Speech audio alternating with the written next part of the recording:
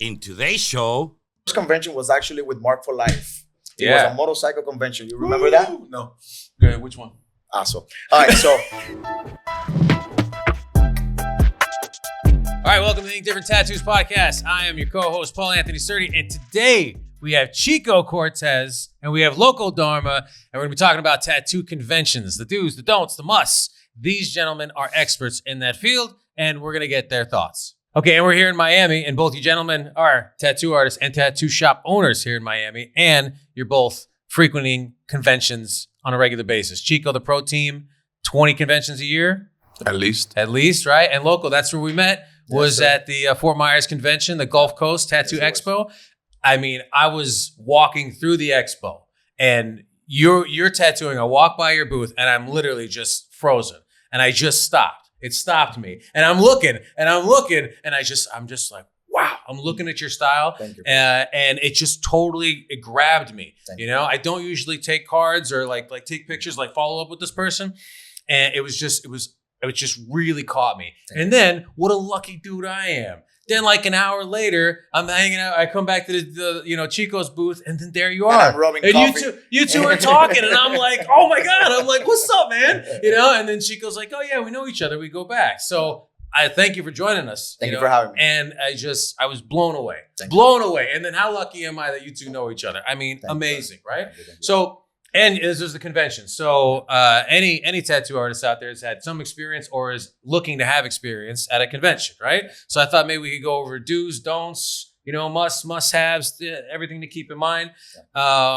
So let's start first convention. Loco, when was your first convention? Was the Wait, first time? let me interrupt you. If you guys want advice or anything, you can Zell him or Zell me. Our Zell is. Light advice. If you, We'll give you something. If you're looking for coaching, here's my PayPal account. Actually, you know what? Funny enough that you ask, what was my first convention? My first convention was actually with Mark for Life. It was a motorcycle convention. You remember that? No. Okay, which one? Awesome. All right, so we actually had somebody that was putting together a motorcycle convention. This is back in 2003. Cigar Alley? Something like that. Yeah. And, at that time, Chico was although he does 20 conventions plus now, he was very adamant about doing conventions. I was "Fuck green. conventions." I was green as fuck. He didn't give a fuck about that. But me and one more kid that was working for Chico at the time, It was Lucky. We decided that, hey, we'll do it. If you let us go, we'll do it. He's like, all right, you go. And you do the fucking shit. We don't want to do that. So The sad part is I went. yeah, he ended up going. So we ended up going to that. That was the very first convention. If you're talking about your first convention, that was my first. It was a motorcycle convention. I was the years one ago. holding the fan because they made us do it outside. Yes. Wow. Yeah, it was hot as fuck. Yeah. Wow. Yeah. And that was 20 years ago. Yeah. That was 21. Yeah, about 20 years ago. Yeah. Okay, Yeah. gotcha. Yeah. I mean, well, then tremendous about has that changed. Now they're Yeah, actually everything has indoors, and you changed. don't have to hold a fan No. outside. So right? that was just a bike convention. It was, it was a very. It was our first one. Was actually. that your first as well? So I think so. Really? I think so. no Yeah. kidding.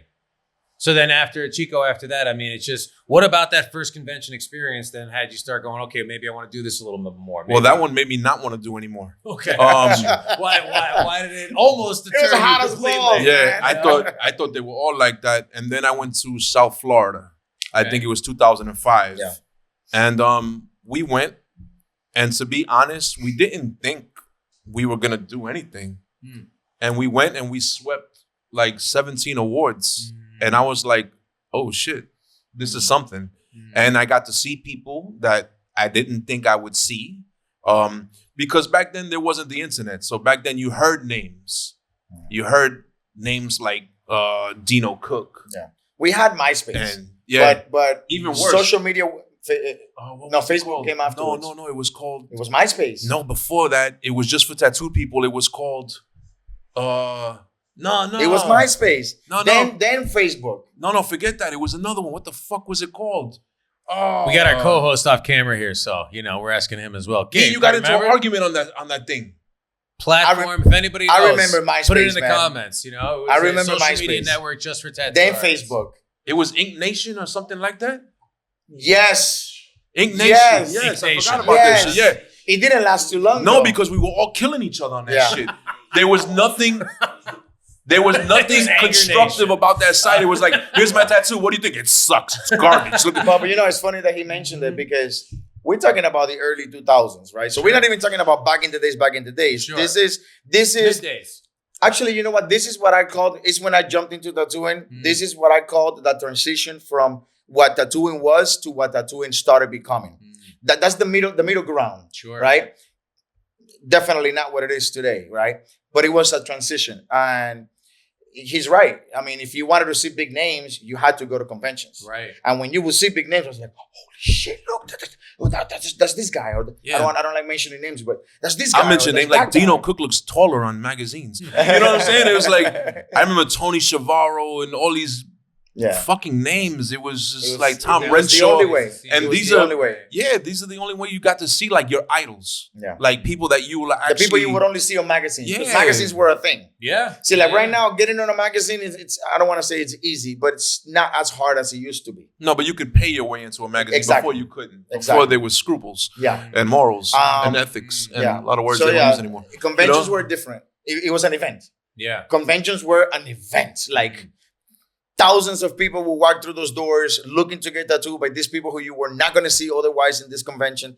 Conventions were exciting, man. They were exciting. Like I remember getting fucking butterflies going into a convention. Yeah, You know? and you get to see names that weren't names. Like I saw Nico Hurtado when he wasn't Nico Hurtado. He was just that Mexican-looking guy. I got to see gunners. Like, look at that skinny guy with the nice colors.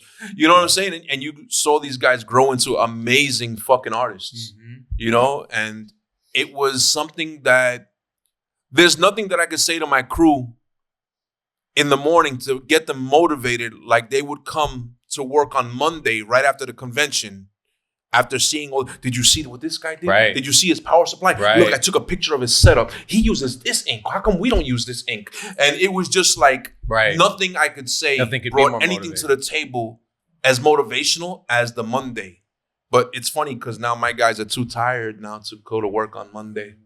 And my other guys used we to did 4 like tattoos this weekend. yeah, you know, it's just like it's different. Shit, I remember. It's funny different. that he mentioned that because I remember. I mean, like I said, I was with Chico for about 2 years, and I did a few with him.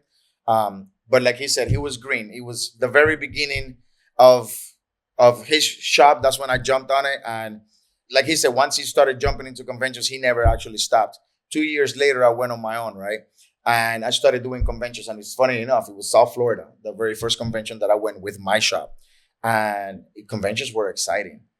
I mean, and talking about hustle, another section that we talked about, hustle, man, I used to drive up there with my truck full of shit because my setup was massive. Now my setup is a backpack and a rolly dolly.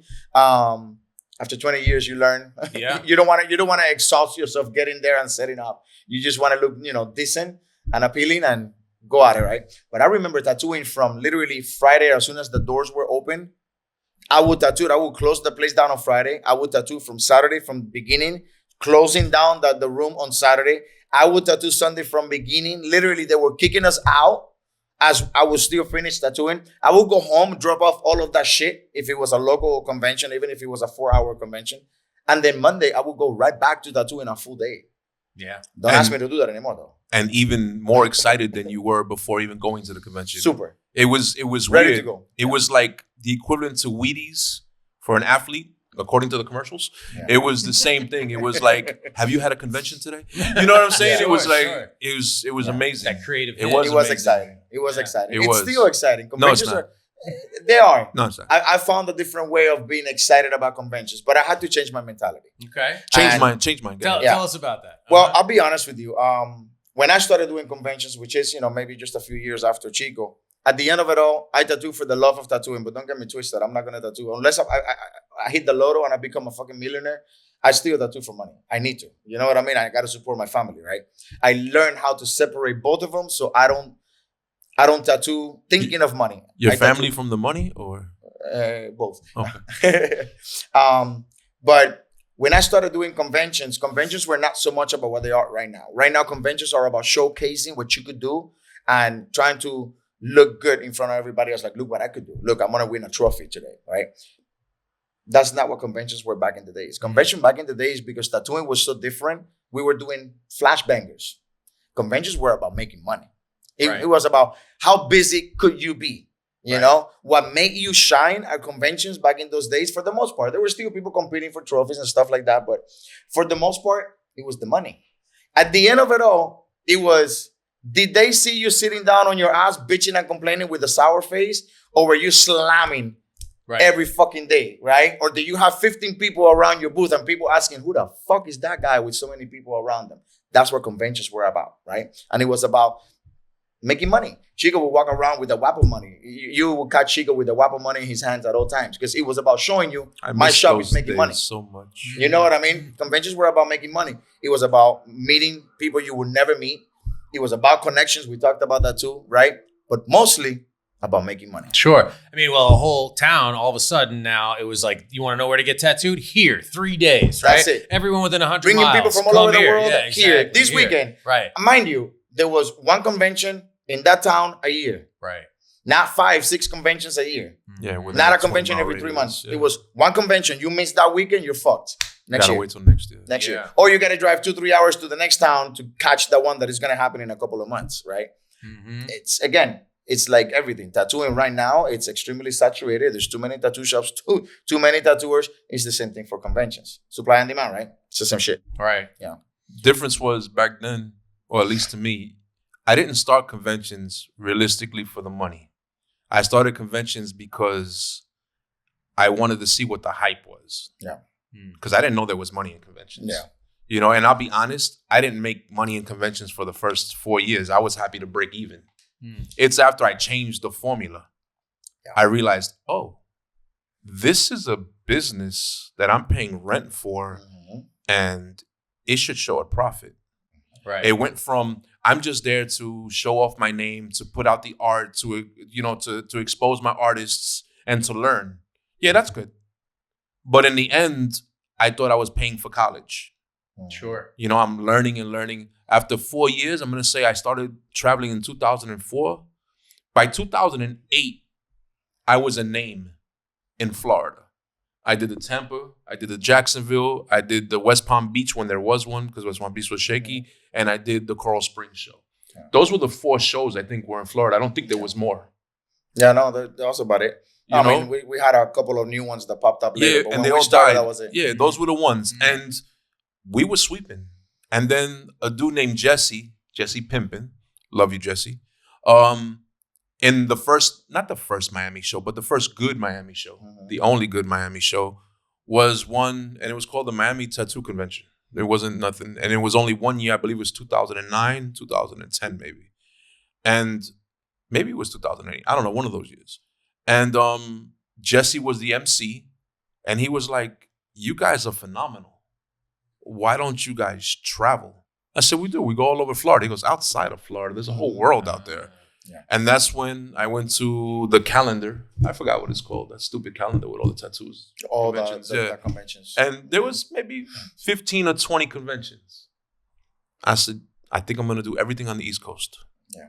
And we did. We started flying to all these places, and I got to meet all these big names. I was heavily into black and gray as a person who wanted to learn, wanted to explore, exploit the whole black and gray industry.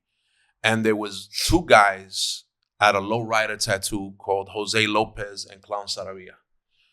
These motherfuckers were amazing. Fucking amazing. You know? And I always said, bro, if I get a chance to meet these 2, I'm on it. You know?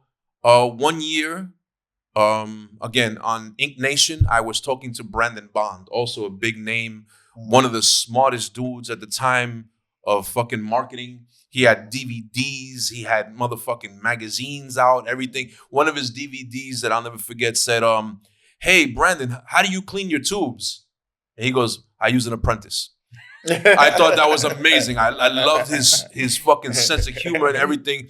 And they were doing a little homage thing to Brandon Bond, and I got to go and meet him in New York. And I'm from New York, so it was a plus. And Clown Saravia and Jose Lopez were there, and I got to hang out with these motherfuckers. And I'm friends with them till this fucking day, 15 years later. So it's amazing to me that all that could be, you know, all I had to do was say, hey, my name is Chico, I'm from Miami, I love your work. And I'd love you to do a guest spot. And all of a sudden, eyes open. Miami, guest spot? You like my work? Huh. And friends. You know, later on, I met somebody who became my brother, which is Johnny Quintana, also an amazing fucking artist. You know what I'm saying? And I got to meet a whole bunch of people through him. He was like, hey, Chico, this guy's coming down to Miami. Look out for him. This guy's going here. Introduce yourself. And boom. Now, from all the way from Miami, which is like, you can't get much more southern, eastern than that. And boom, to Los Angeles. I had connections. Right. I knew people. And then Miami, I'm sorry. Tattooing and in conventions became more than just money. It became networking to me. I realized that the networking that I could do there was worth more than $5,000 or $6,000 I could make that weekend. Right. Because now I had ink suppliers, machine makers, you know, people anywhere. Like you got to meet people. You even went to Italy. Yeah. I've gone all over the place. You understand what I'm saying? So it opens up doors that you would have never sitting in your studio tattooing. Yeah. Right. It's like, that's how come the private studio thing for new guys, it just baffles me. Why would you're new at this? Right. You're not 20 years in where you already got your clientele, you already paid your dues. Right. Why would you want to confine yourself to a fucking 10 by 10 room and not learn what's out there? That is the one thing that I look at now, and I see where the industry has gone and how people are running, you know, their personal journey right now. I owned a shop for 20 years. So literally right after I left Mark for Life, 2 years later, I went and I opened up my shop 6 months later. And I've owned my shop ever since. And I don't regret it. I love the fact that I've managed to keep a shop for 2 decades. You know, our shop that built a really good reputation. You know, I've had over 25, 30 tattooers walk through there. Half of them owns their own shop. So honestly, I can't complain about the outcome that I've had in the shop, right? But I do stop sometimes and I think, what if, right? Because I have traveled. Not as much as I would have wanted to, you know, obviously responsibilities, you know, and things like that. And when you have a shop, you can't go away for too long because if you want your ship to sail, you better be calling the shops. I've realized, and it's happened when I've opened a couple of other shops, that if I'm not in the main shop calling the shots, they don't run it at least the way that I want it. And for me, Dharma has always had one way of running. It's my way. And yeah, call me a lieutenant, call me a dictator, call me whatever you want, but it's my name. And that is the reason why when I close my shop, I'm not selling it, I'm not transferring it, I'm closing it. Dharma is going to be alive with Loco Dharma and it's going to die with Loco Dharma because I don't want anybody else to have any view on that shop, my baby that I built from scratch, other than what I put into it. And again, you know, we humans, we have different personalities. It goes up and down, but it has always been with one direction. But anyways, going back to what if, I've always thought about it, you know, and every time that I've traveled, yeah, you're right. I've gone to Italy, I've gone to Spain, I've gone to Costa Rica, Peru, to a bunch of different places. But I could have gone to a lot more places because we also talked about in a segment contacts, right? Tattooing is about connecting. Yeah. In tattooing, you connect to so many different people. And you could do a convention in Miami, but in that convention, in those 3 days, you could meet literally 50 people from all over the world. Right. And if you are a people person and you're not part of my French, but I'm going to say it, a cocksucker or a super dickhead or a super prima donna or a translation, rock star, not a nice person. not a nice person. Someone who thinks it's more than what they really are. But if you're just a normal dude and, you know, you're willing to make friendships based on personality, right? Because I'm big on that. I don't give a shit how good of a tattooer you are. I have made friends with people that are not good tattooers at all, and I love them as people. And I have literally turned my face on people that are amazing tattooers just because you're a fucking idiot. Right. If I give you a compliment on your work, accept it. Give me a fucking smile. Say thank you. Because today, I get compliments on my work. I'm still the same humble kid as if I was in the early 2000s when I started working. But you know I like those tattoo artists because I get their customers. Sure, that is true. But if you could make connections, you could literally travel all over the world. And then I always believe, what if? Granted, if you have family and you have kids, it makes it a little harder, right? But there's a lot of young tattooers that, like Chico said, 2 years into tattooing, you're already opening your private studio. You're closing yourself up into a small little room. And granted, you're talented, but the truth of the matter is this: iron sharps iron. which means Yes. the only way you grow as a tattooer is when you put yourself next to someone that is better than you. And you're willing to put up a fight. And a place to do that, obviously, is a convention. You're going to run Conventions are into so many definitely a people place that to are do that. so much better than you. Conventions Right. are definitely a place to do that. But here's the problem that conventions have.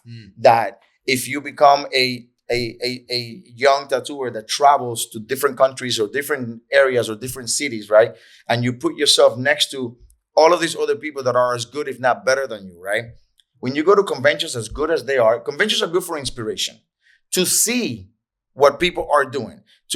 From the outside, to look at some things. And again, it's like an advice. You only grab 20% of it, right? So here's the problem. I could sit next to Chico, and Chico is an amazing fucking tattooer. But because I'm sitting next to him, we're going to create a bond. We're going to create a connection, right? Because I'm working under the same roof. He's going to be more willing to give me tips and give me ideas and help me sharpen my steel. As long as you're not an asshole. Exactly. But when you go to conventions, as good as conventions are good to see what other people are using, what other people are doing, to get inspired, to feed from the energy of the place itself. But people also forget that it's good to sit next to people and get the tips from other people that you might look up to, not look up to, or whatever. Right. But there are as good. There's a lot of information that you don't know. Yes. 20 years into tattoo, and I still learn. And trust me, I could learn from anybody. I could learn from someone who's been tattooing for 3 years. The funny part is you're not going to learn much at the convention. It's the connection you make. Right. Yes. Because we're going to call each other and go, hey, Loco, how's everything? You mind if I go to your shop and do a guest spot? That's it. And that's then, what I'm talking about. Then More the about connection that. starts. So if you want the 360, here's the way that it works down. Are conventions good for your career? Fuck yes. Yes, of course. Every business outside tattooing goes to convention. There is conventions for everything. There's a reason why. Because it's how you showcase and meet people within your industry. So yes, like Chico says, the convention is great to do it because that's how you meet people.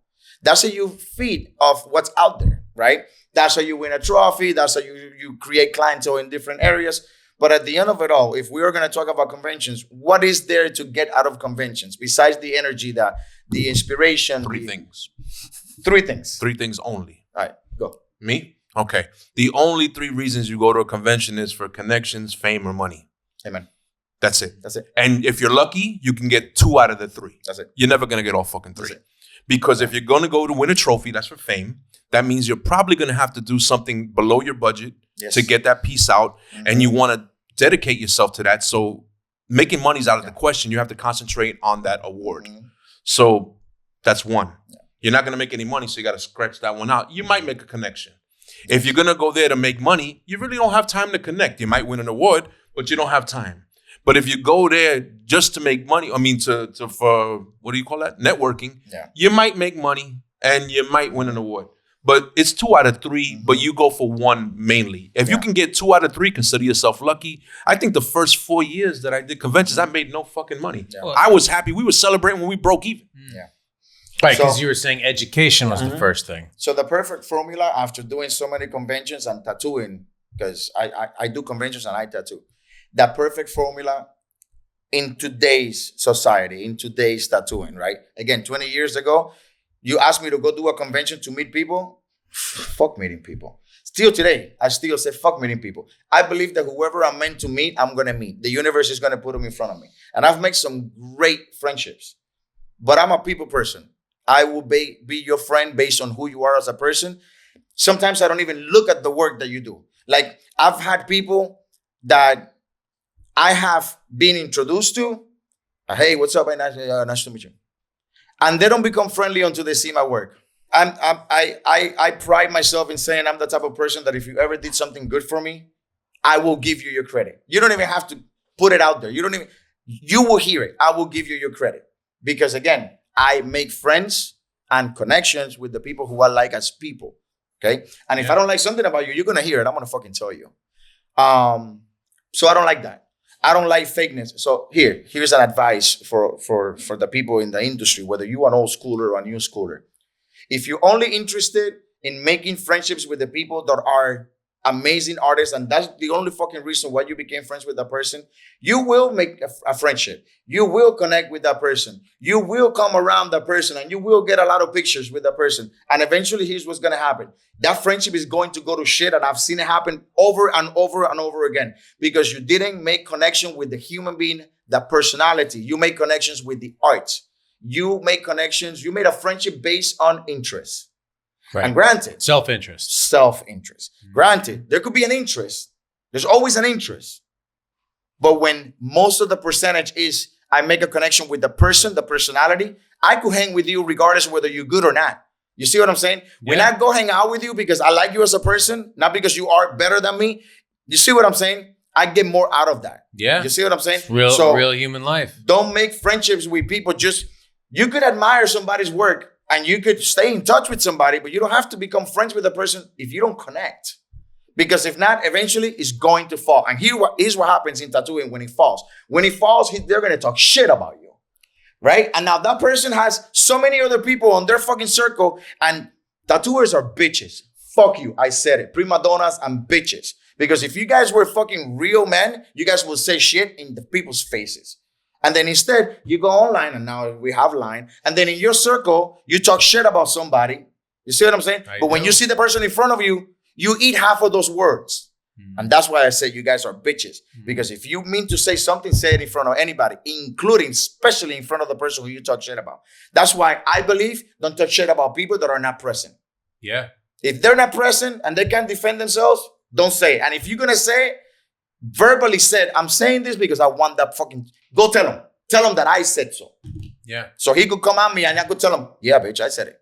So what I take from all that definitely is some of the don'ts. Be fucking real, man. Right? Yeah. Be fucking real. The do's and don'ts, right? The do's is be don'ts, real. Don't be try to fake. make friends because don't be fake. Be real. You're going to be able to climb with it. Be real. I'm going to give you a quick story. Uh-huh.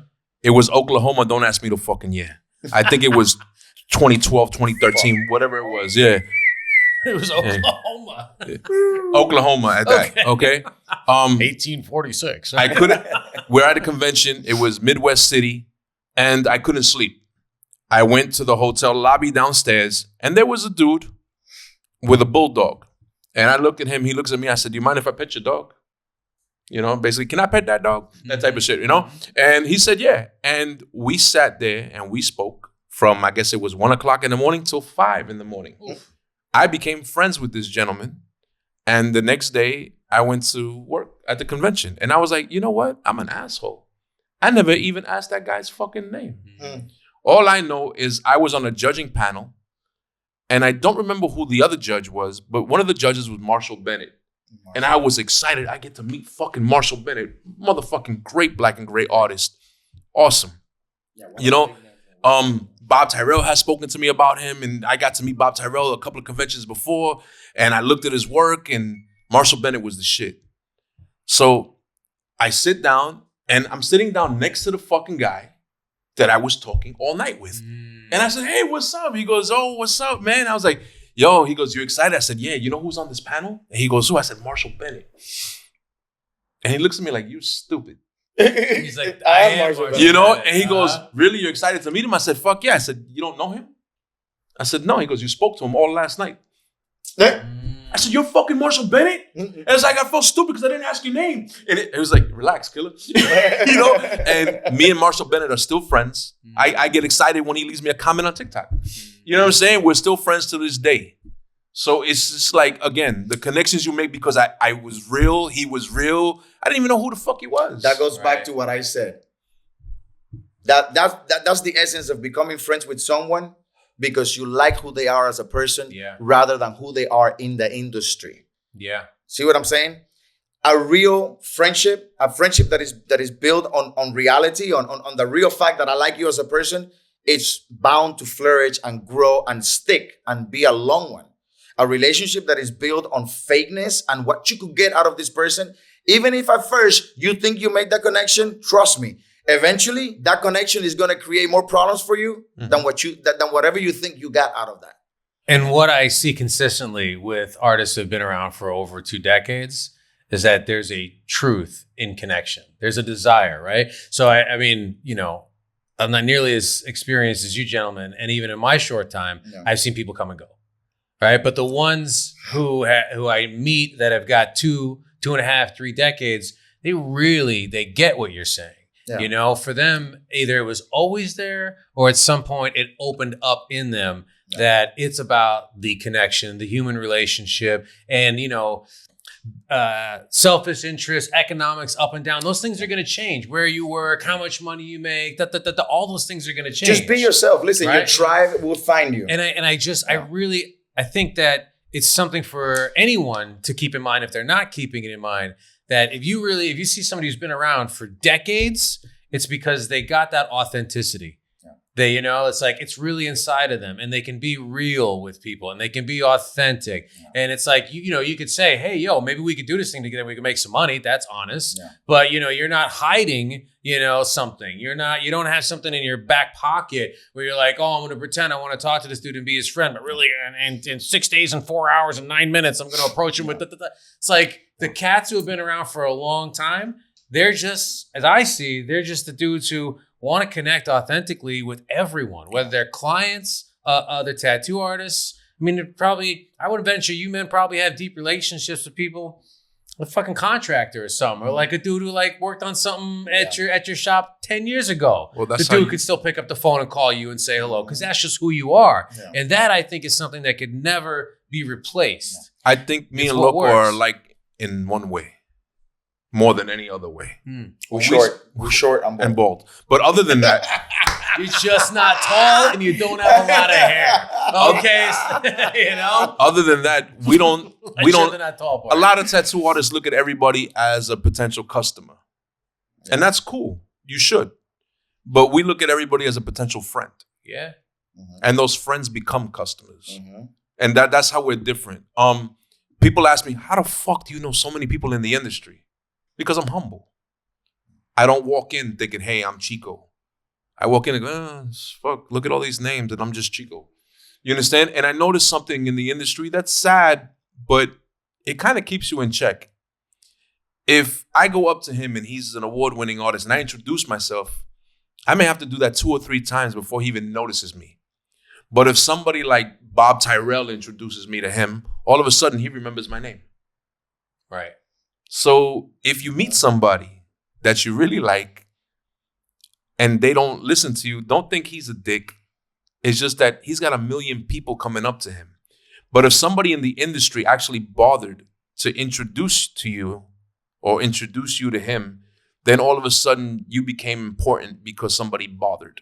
So just hang out. It's about relationships. Yeah. Hang out in the circles you want. All the creative industries, I think, all industries are about relationships. But I find in the creative space, it's so sensitive because the space is so sensitive and there's so much at risk. Everybody's being judged every day by everything they do. You can't hide out behind a cubicle. Yeah, but I'm gonna put another thing on top of what Chico just said.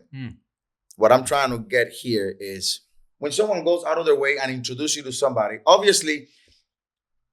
If you're friends with Chico, and I don't know you, and Chico introduces me to you, there is an obvious connection there because now we have somebody in relationship. And that's why it becomes so quick, right? Because someone that you know introduced you to somebody that you didn't know, right? There is a friendship, there is a bridge, right? I'm not talking about that bridge. At that point, obviously, you put more attention to this person because who the fuck are you that Chico is taking his time to introduce me to you? Obviously, you're his friend, and he's interested in me knowing you, right? That's a different story. What I'm talking about, you want to talk about humble? What I'm talking about is you knowing that you're good at what you do. You knowing that you are a big name. Listen, bro, everybody's fucking busy at a convention. I spend fucking 8 hours, 10 hours tattooing somebody. But he could tell you. I don't give a fuck who you are. If I'm tattooing and you're like, man, that's killer work. Thanks, bro. It took a split of a fucking second for me to turn around and give you a smile. I don't know who you are. I don't see you. I'm tattooing. But you took your breath to say that you like my work. And if I take pride in what I do and what I do, I want people to see and people to like, you got to give that fucker a second. No. It only took from be like, appreciate it. They don't know who I am. Yeah, I don't know who the fuck you are. But that person's going to walk away with a good taste on their mouth. Yeah. Guess what? Good feeling. That person might have been a badass fucking tattooer that I have no fucking clue because I don't see you. Guess what? I don't fucking know you because I'm that guy. I don't give a fuck about any big name of the fucking industry. I know who you are. And some of you guys I'm friends with. And I'm mostly friends because you did the same thing when I jumped. When I was the happy guy 20 years ago, going to fucking conventions, excited, sweating my ass off because fuck, I'm here with the big dogs. And I'll be like, yo, I love your fucking work. Right? And somebody like Stefano Alcantara. Till today. Hey, brother, great fucking work. Hey, manito, I haven't seen you in a while. I'm not saying that we're great friends, but he knows who I am and I know who he is. And the reason why that stayed there is because I appreciated that dude so much. When I said that his work was amazing and he turned around with that fucking big smile that I'm telling you I give people today. And he's like, gracias. That to me was glorious. Yeah. Fucking Stefano. It's giving me a thanks for me giving him. He's a good dude. He's a great fucking dude. And he's a big fucking name. That guy has climbed the ladder to the top. But he's a humble dude. And I've been watching him since he was with Paul Booth. He's a humble dude. Actually, before he's Paul a humble Booth. dude. And again, like I said, I'm not sitting here saying that we're great friends. We know of each other and we're good with each other and he recognizes who I am. It's amazing advice. But it all started because one day, which is funny, I think it might have been Tatula Palooza. I'm at his booth and he's doing something. I'm like, yeah, that's fucking amazing, bro. And I'm like, he turns around and I said, that's beautiful. And he's like, gracias. That's it. That's all it took. You know what I'm saying? Like, don't treat people like shit. You never know who's behind you telling you that's amazing. Yeah. You know what I'm saying? Like, be cool, man. It takes us just fucking smile. You know what I mean? And I thank you. It's great advice for life in general. And it's great advice for all total. you young cats that don't have customer service background, Right. or customer service experience. Like, or you've been living in your phone. Or, you know. or you don't know how to establish a fucking conversation with Right. people. Listen, okay, you an introvert. A smile wins everybody. Yeah. A smile. You don't even got to show teeth. Yeah. Just if you tell somebody that's great work and they're like, man, fuck you. Right. Exactly. Kick Fuck the you. table. That's it. Just kick the table when you walk That's the by. last time you're going to hear me saying that's great work. And I'm not interested in knowing you. Chico, I heard some lore about Tattoo Paloozas. Anything you want to tell us about that? No. No. Next. Tattoo Palooza No. used to be a great convention. It was. It was. It was. Listen, It was. Miami's weird, man. There's been a lot of conventions in Miami, and unfortunately, none of them. And there's been conventions by big names. Miami, it's a weird town for conventions. People in Miami will go to a club and spend $1,000 on a bottle that costs $50. But when it comes to spending money at a convention, it's too much. I'll be honest with you. Tattoo La Palooza was probably the longest running tattoo convention in Miami. And it was good. It was good. Michael did good. Mickey and Franklin Sinatra, awesome fucking people, They both did of them. I'm sorry about the fight. I apologize. And we'll move on. So let me ask you this. Cities and tattoo conventions that you found surprising, that you've been like, oh, that was a good convention. That was pretty cool. Anything outside Miami. Anything that's... To be honest, anything outside of Florida, with the exception of Fort Myers, which I love. So Fort Myers is the new shit. I loved last year and I loved this past year. They're doing good. If you guys, that's our anniversary. Well, That's where absolutely. we met. Now our anniversary. What's the furthest distance, Loco, that you've gone to a convention? I have gone. He beat me, by the way. He's gone further. I've gone. Spain. Chicago, Baltimore. Spain, bitch. How you gonna say Chicago, Baltimore when you went to Spain? We're talking about conventions. Oh, okay. Yeah, that's what I was. No, yeah, I that's mean, what we're talking about right now. To do today. guest spots and hang out with friends, I've gone Italy, Spain. Oh, okay. You know, Yeah. I've only gone to Italy. Like I said, But conventions, I've done Chicago, Baltimore. What was the other one? Philadelphia. Fucking great, phenomenal convention. West Illinois. I've done. I did the Hail Mary, Hail Mary. I don't know that one. The Long Island one, the one that wasn't the Mary on the ship. Doesn't happen anymore. I I did that once. That was in New York? No, that was LA. Oh, that was That LA. honestly, What was it? Yeah, I wouldn't call do me that weird. one. I don't. Yeah. I didn't like it at all. I think that the show was great. I personally don't. I'm not an LA boy. I haven't really done shows outside of that because when I had my second kid, I kind of stopped having shows. I didn't want to leave my wife with two kids, by herself.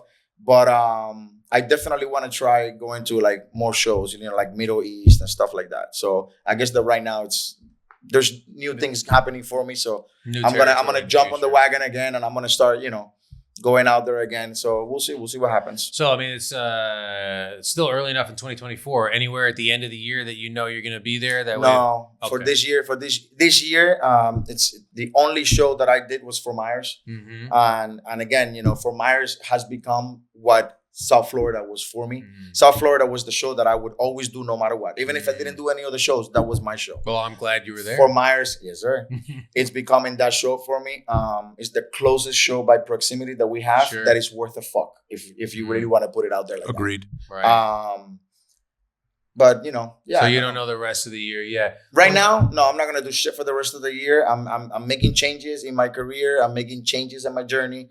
I guess that for this year, the only thing that I want to do is just kind of like bring it back, get to where I want to be comfortable, and then for next year, I'll see what shows are always gonna be there. Yeah. You don't have to worry about it. Yeah. You could jump on the wagon or whatever. You could just say today, next month, I want to do a show every weekend, and trust me, if you look for it, you could do a show every weekend next month. It's funny because I always write down 15 shows and I say I'm not going to do more than these 15 shows. And it never happens. I end up canceling 5 of them and adding like 7 to 10 more. Yeah. It's like there's always a show that pops up out of nowhere. What are a few towards the end of the year, just in case somebody wants to come get tattooed by the M4L Pro team? I'll be in Virginia Beach. I'll be in Jacksonville, Florida. I'll be in Asheville, North Carolina. I think that's it. You know what's funny? Talking about conventions, I'm at that point in my career where I don't even promote my name. My name, I'm like Nike. My name is no longer Dharma Tattoo, and my name is just it's simple. It's simple. He's Prince now. That's it. That's it. Yeah. That's it. That's all you're gonna see on my. You're not gonna see a name. That's it. You want to find me? Find the white lotus with the black circle. Find the lotus. That's it. Yeah. I have done conventions for a while, and now I want to do conventions for myself. You know what I mean? And what I mean by that is, Chico has a different formula than I have. Right? So Chico owns a bunch of fucking shops. Chico has 60 fucking employees. That's a whole different fucking ball game, right? So again, if you want to give advice about conventions, who are you? What are you looking for? You know what I mean? Like, What's your own why? Yeah. Are you, do you have a big shop? Do you have to get 4 booths? Unfortunately, whatever we give you is going to be the wrong advice if you're not us. Right. Whatever advice we give you, it might help you, but in Not essence, necessarily. you have to find out who you are, what you want out of it. What do we give as final advice for people at conventions, right? What are the definite? Make sure you do this to have a final advice for good time for people to do conventions is this: if you're a tattooer, whether you like it or not, you have to do them because it gives you a perspective of what's happening in your industry, and it lets you know who you are and the level that you are at, right? It also allows you to put yourself in a very vulnerable position because you have no other choice to spend 3 fucking days here or pick up your shit and leave and lose all of your fucking investment, right? It puts yourself in a position where you're vulnerable, where you're going to be amongst people that are as good as you, if not better. It puts you in a position where you're going to have to learn how to deal with people like me, if you that, right? Or it's going to have people like me have to learn how to deal with people like that, right? No hard feelings, no offending. Just everybody. You be happy, but I don't need to bend. You know what I'm saying? Like we could live in the same fucking planet, breathe the same fucking air, and you don't have to be me and I don't have to be you. That's the beauty of being who we are. It's always had been. The problem is that now it's if you're not how I am, you're an asshole. So right? But anyways, conventions. Convention is an opportunity to have exposure. It's an opportunity. Let's focus more on the artistic side of it, right? So, like Chico says, conventions is either money, trophies, or fame, right? And you're not gonna get all 3. I mean, if you get all 3 and you manage to do it, give me the fucking formula because everybody wants to do it. What's that little kid who goes bullshit? Yeah, you know. But it's like, but are they necessary? Yes, they're extremely necessary. I think that today. Just decide what it is that you want out of a convention. My formula is simple. If I could break even, that's good enough for me, right? So what I want out of a convention, I want to be able to get back at least the money that I put into it, right? Before, No, I wanted to get the money that I put into it. And since I'm spending 3 days there, I want to make at that convention what I would have made at my shop. And I used to. Or more. And I used to, right? But it's not like that anymore. There's so many that it's not like that anymore. So for me, my formula is simple. I go to conventions with one nice big piece to show you what I could fucking lay down, right? That's me showing off. That's me like, I'm Loco Dharma. This is what I could do.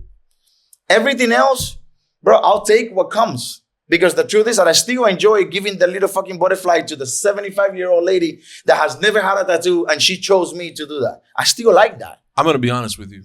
I don't think conventions are for everybody. No, it's not. You have over 20 years experience. You're a multifaceted tattoo artist.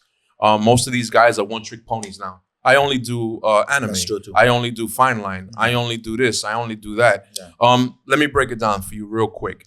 If you're an artist that likes your space and you need to move around, don't do a fucking convention. If you're an artist that you can't work under pressure, under low light, and you don't like people talking to you, don't do a fucking convention. If you're an artist who isn't multifaceted, like if they come up to you and all you have is, I don't know, fine line, no, that's wrong because you might make it today. If all you have is traditional in your book and you're not willing to do anything but traditional work, unless it's a traditional tattoo convention, don't go to a tattoo convention. If you don't move the needle fast and you're just a slow tattooer because you're used to not being pressured, don't do a fucking tattoo convention. If you don't like noise, I mean, there's a lot more do's than don'ts. Yeah. I don't think that if you've been in the industry for under 3 years, I don't think you got business in a tattoo convention, to be honest. You haven't put in enough work to be quick enough, smart enough, or multifaceted enough to do a convention. I disagree. I think that you could still do it. You just have to know what you're putting yourself into. Well, then, Chico, what would be the do's? Like, who is doing a convention? Where is somebody in their career where actually now is the time? Like, you should do a convention now. You've been waiting. You've been holding. Now is the time. Maybe he's right.